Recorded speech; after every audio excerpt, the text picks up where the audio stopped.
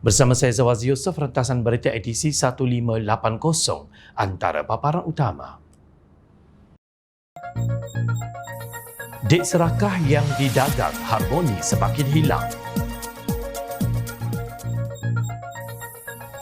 Berjimat cermat, usah bermewah.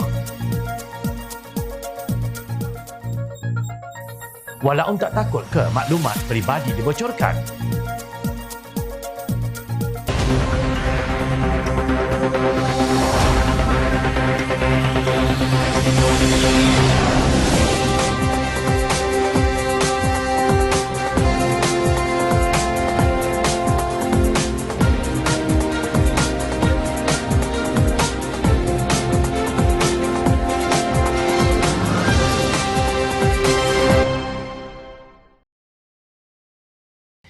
Assalamualaikum dan salam sejahtera. Sebagai rakyat Malaysia, adalah normal bagi kita semua untuk menghormati dan menjaga sensitiviti masing-masing serta memelihara semangat cinta terhadap keamanan dan keharmonian. Sesungguhnya, tindakan pihak tidak bertanggungjawab memperalatkan isu 3R atau kaum, raja, agama untuk mencapai matlamat jahat dan kepentingan politik peribadi jangka pendek menyebabkan insiden serangan ke atas rangkaian kedai serbanika KK Supermart berterusan amat dikesalkan. Insiden penjualan stoking tertera kalimah Allah di KK Supermart sebelum ini hakikatnya telah pun reda, malah tidak menjadi isu di Sarawak. Namun begitu, perbuatan menggembar-gemburkan itu menyebabkan serangan bom petrol terus berlaku di rangkaian kedai berkenaan di Jalan 1 Kuching Kelmarin. Ketua Angkatan Muda Keadilan Sarawak, Chew Chun Man, mengecam segala tindakan dan kenyataan yang tidak menghormati sensitiviti agama di negara kita, termasuk dalam isu KK Supermart ini. Namun turut menjadi satu cabaran besar bagi negara kita apabila ada yang mengambil hukuman di tangan sendiri dan membelakangkan sistem undang-undang negara kita. Kami sangat kesal dengan berlakunya 3 insiden tindakan khianat terhadap kedai serbanika KK Supermart, termasuk yang berlaku di Sarawak baru-baru ini, katanya dalam kenyataan di Petik Suara Keadilan. Sehubungan itu, Ahli Parlimen Miri itu menyarankan supaya rakyat Malaysia terus menyokong pendirian Perdana Menteri Datuk Seri Anwar Ibrahim untuk bersabar dan menunggu proses undang-undang berjalan lancar kerana pihak yang terlibat telah pun dihadapkan ke mahkamah.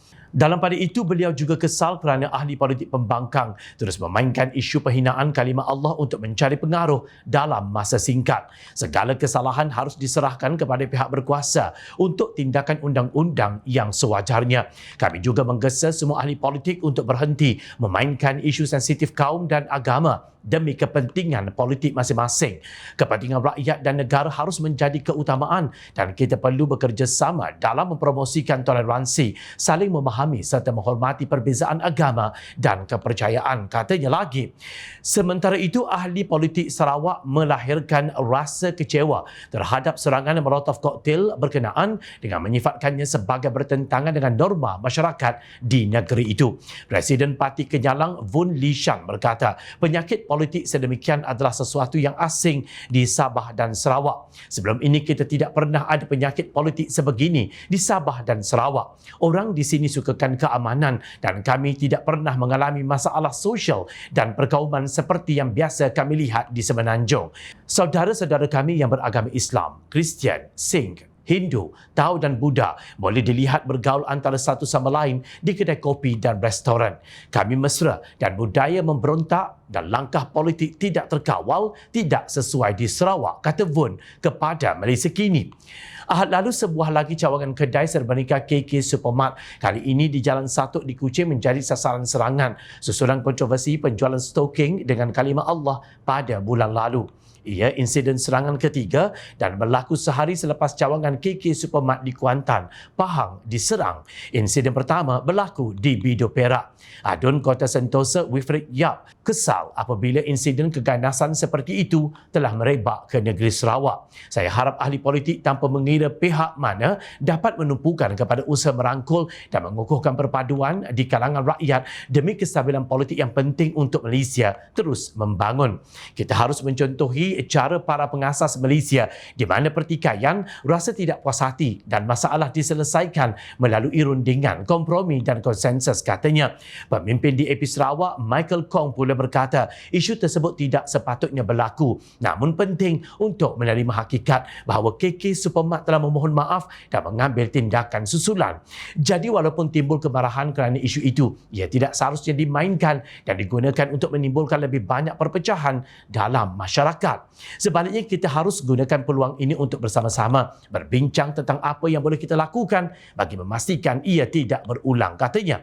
Apapun yang berlaku, Jom Channel ingin mengucapkan syabas dan tahniah kepada majoriti rakyat Malaysia yang menunjukkan kesabaran serta memberikan ruang kepada pihak berkuasa untuk menjalankan siasatan dan mengambil tindakan secara menyeluruh. Percayalah, dengan kerjasama semua pihak dan sikap kematangan kita, isu tersebut pasti akan ditangani dengan baik demi menjaga keamanan serta keharmonian Malaysia tercinta. Tidakkah anda merasa sayang dengan kesejahteraan kaum dan agama yang telah lama dibaja dan dipupuk bersama?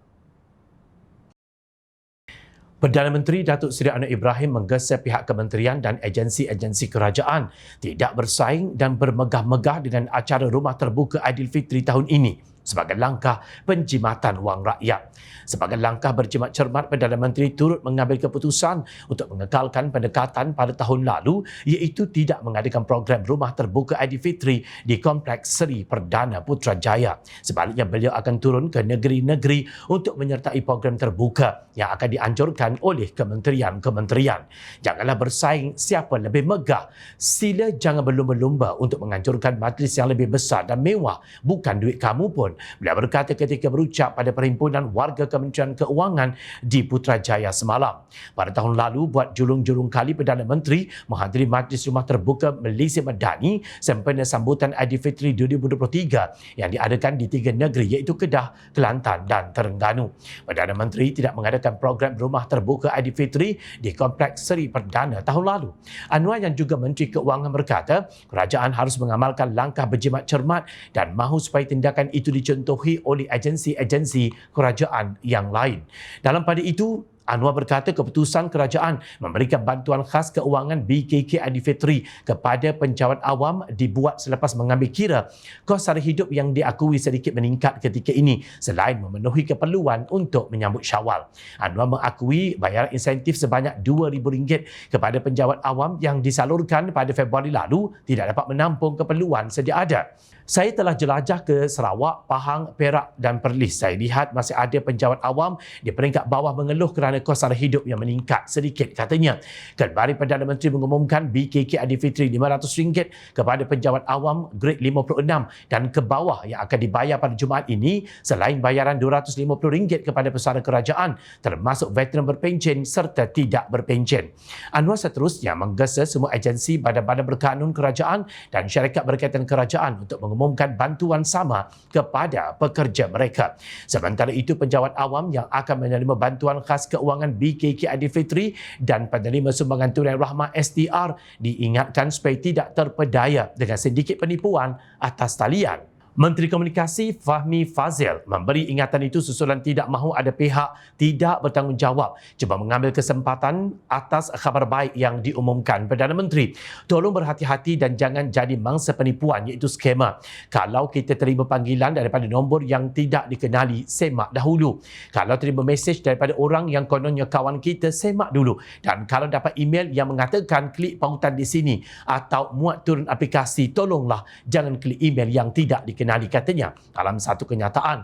Selain daripada itu, seramai 8.4 juta rakyat bakal menerima bayaran STR fasa 2 melibatkan bayaran RM100 hingga RM650 yang mula dikreditkan hari ini. Kepada seluruh rakyat Malaysia, selamat membuat persiapan Hari Raya. Jangan lupa untuk berjimat cermat. Juga jangan lupa pesanan PMX, usah bermegah dan usah bermewah. Kepada yang mengambil keputusan untuk pulang ke kampung halaman, berhati-hati di jalan raya. Ingatlah orang yang tersayang. Semoga selamat sampai ke destinasi anda.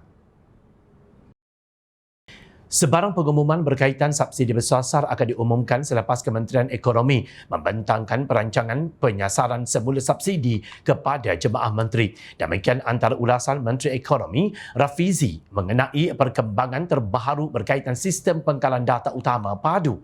Melalui kenyataan itu, beliau memberitahu seramai 11.55 juta atau 52.6% warga negara yang berumur atas 18 tahun berjaya mendaftar dan mengemaskini profil diri sepanjang tempoh pendaftaran padu yang tamat Ahad lalu.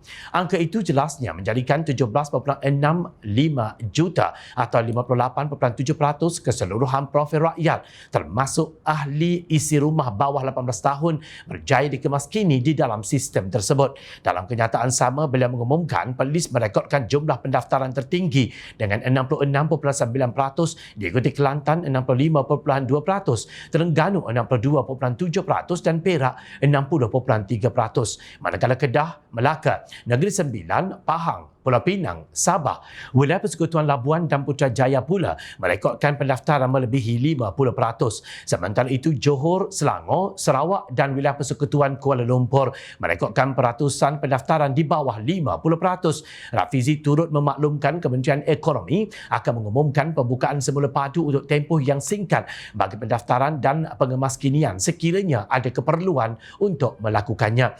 Dalam usaha kerajaan membantu rakyat mendapat subsidi secara sama dan memastikan mereka yang tidak layak seperti golongan mahakaya dan warga asing mendapat subsidi tular perangai keji cyber terupa Perikatan Nasional. Mereka yang dilihat sebelum ini gigih meracun rakyat agar mengabaikan padu, tetapi akhirnya penghasut itu sendiri mendaftar dalam sistem tersebut. Setara pembangkang yang dikenali sebagai solicitor menerusi laman X memberitahu dia akhirnya membuat keputusan untuk mendaftar padu. Bahkan katanya dia mengajak semua ahli keluarga dan sebelah mertuanya untuk berbuat demikian. Mengejutkan, masih ramai yang tidak daftar lagi rupanya. Tapi sebab saya ajak mereka daftar. Saya harap pelaksanaan pemberian subsidi ini akan adil untuk golongan M40, tulisnya di X pada hari terakhir pendaftaran padu Ahad lalu. Penyokong pro-PN itu sebelum ini kerat menyerang kerajaan, terutama berhubung isu padu dengan menggembar-gemburkan bagaimana pendaftaran pada sistem tersebut mencatatkan peratusan yang rendah. Perangai menghasut yang dibawa, tetapi dia sendiri akhirnya menyahut seruan kerajaan untuk bersama-sama seramai 17.65 juta rakyat negara ini mendaftar sistem padu mengundang kecaman orang ramai. Untuk rekod, Perlis, Kelantan dan Terengganu yang merupakan negeri yang ditakbir Perikatan Nasional mencatatkan negeri yang paling ramai mendaftar sistem berkenaan. Beberapa hari lalu, seorang guru pencen kantoi membuat tulisan budak yang antara lain konon memberi semangat kepada si ayah supaya tidak perlu harapkan bantuan kerajaan. Individu yang masih menerima bayaran pencen dan penerima bonus serta imbuhan raya itu berkongsi coretan motivasi murid itu dalam grup kami, Guru Malaysia atau KGM. Namun rata-rata komuniti guru dalam kumpulan tersebut mempertikaikan tulisan itu milik seorang kanak-kanak. Antaranya, seorang guru berpendapat niat sebenar individu yang mengada-adakan coretan itu hanya mahu menghasut orang ramai supaya tidak mendaftar padu. Semakin mendapati imej tulisan itu dikongsi seorang pesara guru yang tinggal di Pulai Condong, Kelantan, iaitu negeri kedua paling ramai rakyat berusia 18 tahun dan ke atas mendaftar padu, iaitu 65.2%. Rata-rata menganggap tulisan itu terhasil daripada tangan kurang dominan, lazimnya tangan kiri. Malah menambah lagi keraguan ketulinan tulisan itu daripada seorang murid apabila gambar yang turut dikongsi kelihatan sudah lama. Nampaknya pelbagai cara digunakan pembangkang atau lebih mesra dipanggil walaun supaya semua rakyat membencikan kerajaan. Tahniah, anda sangat kreatif, namun ianya kelihatan umpama tidak berguna. Apa tujuan sebenar cyber terupa pembangkang dan guru pencen berkenaan membuat segala tomahan dan mencipta persepsi buruk terhadap kerajaan? Jawapannya mudah. Mereka akan terus mencipta naratif jahat, memfitnah, berbohong dan menghasut rakyat untuk membenci kerajaan sedia ada dan memberikan gambaran bahawa apa yang sedang diusahakan untuk rakyat ketika ini merupakan satu pembohongan dan mereka sangat teruja untuk memperlihatkan kononnya kerajaan perpaduan hari ini gagal. Tapi kelakar, yang menjadi penghasut akhirnya dia sendiri yang mendaftar sistem yang dicaci dan dimakinya Kenapa? Tak takut ke maklumat peribadi dijual dan dibocorkan? Atau takut nanti hidup merempat sebab tidak diberikan subsidi? Dah tahu kail panjang sejengkal, jangan sesekali lautan dalam hendak diduga. Ingat, rakyat sentiasa memerhati. Jom Channel mengucapkan jutaan terima kasih kepada para penyokong dan kepada yang berminat untuk memberikan sumbangan bagi membolehkan kami meneruskan perjuangan menyampaikan berita yang benar. Sumbangan boleh dibuat melalui akaun bank yang tertera. Suara rakyat kami sampaikan demi negara tercinta. Jumpa lagi. Assalamualaikum dan salam sejahtera. Terima kasih.